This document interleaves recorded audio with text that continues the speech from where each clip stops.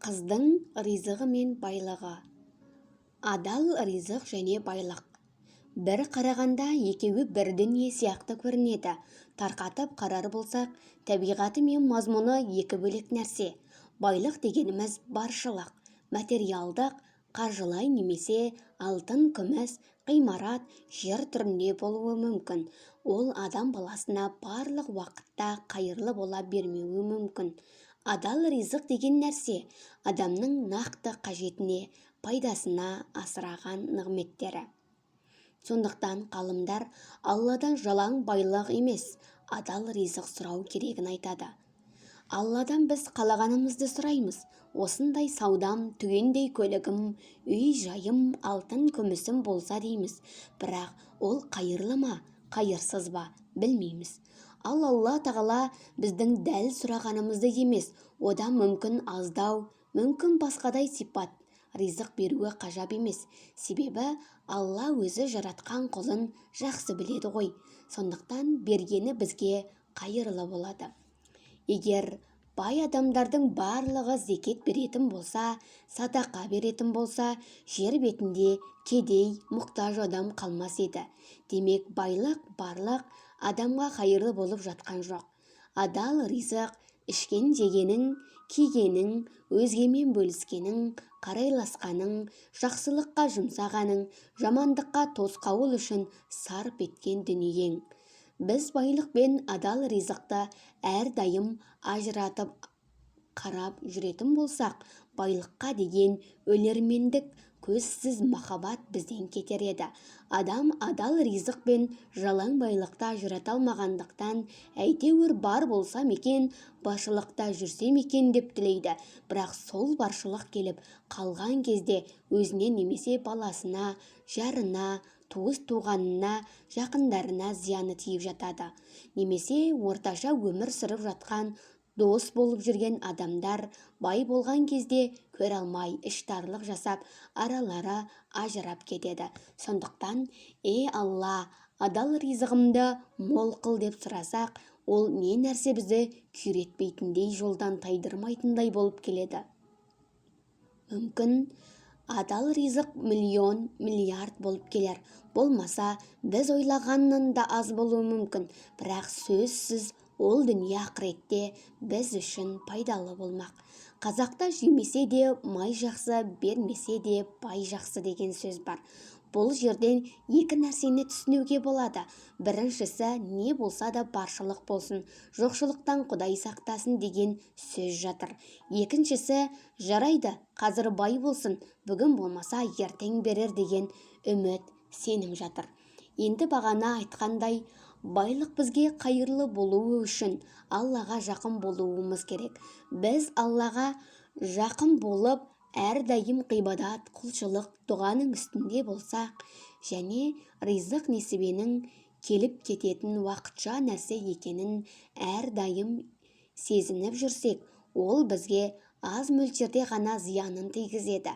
Егер даңқымызды, дәрежемізді өзгелердің алдында көрсетіп, Абай атамыз айтқандай, өзіңде бермеген көзге ұрып, оны өзгелерді кемсіту үшін пайдаланатын болсақ, әлбетте бұл бізге зиянды дүние болып есептеледі. Сондықтан, жоғарыда айтқандай, әйтеуір бар болсыншы деп емес, Алла байлық бар болсыншы және қайырлы жолға жұмсалсын, адалынан болсын деп тілейтін мұсылмандардан болуымыз керек. Ең маңызды нәрсе, үстімізге киген киіміміз, тамақтан өткен асымыздың адалдан болуы. Әрине, онымен ғана шектелмейді. Отбасымыздағы бала-шағамызбен бірге пайдаланған кез келген мүлігіміз адалдан болатын болса, арты қайырлы, берекелі болады. Жалпы қыз баланың жеке ақшасы, қаражаты, байлығы болуы мүмкін бе? Әрине мүмкін. Ол әкесінен қалған мұрасы, немесе тұрмысқа шыққанға дейін еңбектеніп тапқан дүниесі болуы мүмкін. Немесе осы уақыттағы жасап жатқан кәсібінен олжалаған табысы тағы бар. Қыздың табысты болуы деген мәселе қазіргі уақытта күн тәртібіне тұрған өзекті дүние. Бұл жерде біздің насихаттайтынымыз орта жол. Қазақ қоғамында психологиялық тұрғыда ескеру керек кейбір мәселелер бар. Қазақтарда ағайын туыс дегеннің қақысы бар. Қыз бала жанашыр болғандықтан көбінде туыс туғанына қарайласып отырады. Тіптен кейбір жағдайларда күйеуінің қажеттіліктеріне жұмсауға да тура келіп жатады. Сондықтан қыз бала бай болуға өзінің жеке дүниесі, мүлкі, қаражатының болуынан еш қысылмауы керек. Алла тағаланың алдында әр адамның жеке ризығы, жеке тағдырындағы дүние. Ал таза батыстық психологияда қыз бала қаржысын күйеуіне мүлде пайдаландырмауы немесе туыс туғандарына мүлде жұмсамауы мүмкін.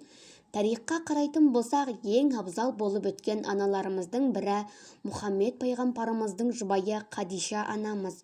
Сол Қадиша анамыздың мәртебелі болуының бір себебі өзінің күйеуі Мұхаммедке қаржылық тұрғыдан да жәрдемдесуі еді. Әрине, рухани жұбайлық тұрғыдан да өзінің қақысын толық өтеген адам. Мал дүниесінде күйеуінің мәртебесіне, оның сөзінің халыққа жетуіне, идеологиялық пайдалы істеріне жұмсады. Сондықтан әйел адам тұрмысқа шыққаннан кейін де күйеуімен ақылдаса отырып, қаржысын игілікті шаруаларға бірлесе жұмсаймын десе, бұл әйел адамның мәртебесінің артуына және сауабының көбеюіне тікелей себеп болады. Кейбір жағдайларда күйеуі сараң, қырсық қыңыр болса, тіпті күйеуі ақыл қоса алмайтын адам болған жағдайда күйеуін кемсітпей, беделін аяққа таптамай, әдеппен игілікті жолға жұмсаса да, оның ешқандай сөктігі жоқ. Сондықтан қазіргі кезең әсіресе қыз балалардың ерекше дамып, тұлғалық жағынан қарқынды өсуі жүріп жатқан. Қыз бала бір нәрседен сақтануы және бір нәрсеге талпынуы керек. Сақтану керек нәрсе жеке даму немесе жеке кеңістігім, жеке зонам, жеке жолым деген нәрселерге қатты алданып қалмай, өзіңді сақта, өзіңді құрметте, денсаулығыңды сақта, өз-өзіңді аяқ асты қылма, қорлама. Есіңде болсын, сен толық бақытты болу үшін де біреуге арқа сүйеуің, игіліктеріңді бөлісіп отыруың керек. Адамдардың кейбір қателіктеріне көз жұмып, сабырлы болуға тырыс. Адам өзінің жеке зонасын іздеймін деп, жеке тұлғалық қасиеттерін дамытамын деп, төңірегіндегі жандардың қақыларынан ажырап қалмауы керек. Талпыну керек нәрсе әрине, әйел адам өмірде үлкен жауапкершілік алып, үлкен шешімдерді арқаламай мүмкіндік болса, Алладан сондай сыйлық болып жатса, мықты еркекке арқа сүйеп, оның игіліктерін толық пайдаланып, немесе жақсы әкеге еркелеп, қамқорлығында бой жетіп, кейін мықты тұлғалы еркекке тағдырының тізгінін тапсырып, соның тапқан дүниесі және махаббатымен рақаттанып өмір сүру. Әйел адам үшін бұл ең жайлы өмір болып есептеледі. Тарихты қарасақ, Адам ата мен Хауа анадан бастап, осы замандарға дейін мықты еркектер әйелге жағдай жасап келген. Қазіргі уақытта мықты еркектер әлсірегендіктен, азайғандықтан, төтенше жағдайда әйелдер мықты болуға талпынып жатыр. Иә, әйелдердің қолынан көп нәрсе келеді. Олар қаражатта таба алады, олар елде басқара алады, көптеген кәсіптерде жүргізе алады. Бірақ мықты еркекті алдыға қойып, тағдырдың қиындықтары мен ауыртпашылығында оның панасында, саясында бола отырып, рахат көру, өсіп өну, ұрпақ тәрбиелеу, отбасының берекесін арттыру, әйел үшін Құдайдан сұрайтын ең үлкен нығмет, ең үлкен бақыт. Осыны еш уақытта қаперімізден шығармауымыз керек. Айтарымыз, қыз баланың жеке қаражатының болуы, кәсібінен табыс табуы біздің салтымызға да дінімізге де қайшы емес. Бірақ оны күйеуімен ақылдаса отырып жұмсаймын, балаларыммен ақылдаса отырып көбейтемін десе, ол да бір дана шешім болып есептеледі. Қыз бала тұрмысқа шыққаннан кейінгі қаражаты, табысы да маңызды мәселеге жатады. Себебі менталитет, ортаның әсері деген бар. Көп жерде енелер ықпалды келеді. Келін болып түскен үйдің қаржы қаражатына енесі ие болып, немесе сол үйдің экономикалық жағдайына жауап беріп отырады. Сондықтан ене келін болып түскен кезде оның да қаржы жұмсауына тікелей араласады. Енесімен бірге тұратын болса, келін сабырлы да дана шешімдерге көп жүгінуі керек. Әуелгі баста өз қаржысын өзіне жаратуға қақылы, бірақ бұл менің ақшам ғой деп тікелей көзге көрінетін дүниелерге жұмсамай, абырой жинауда, үйдің ішінде өзінің құрметін арттыруды ойлағаны дұрыс. Енді ол жолда қаржысын пайдаланар, мүмкін пайдаланбас, дегенмен табысын өз қалауынша пайдалы нәрселерге жұмсауы үшін де бастапқыда сол әулеттің ішінде абырой жинауға ұмтылуы керек. Соңынан ешкім кедергі болмайтындай, мұның қалай демейтіндей болғаны жөн.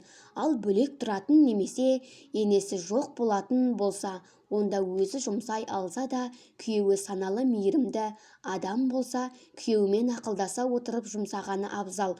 Бұл жерде қанша пайыз жұмсағаным дұрыс деген сұрақ туындауы мүмкін.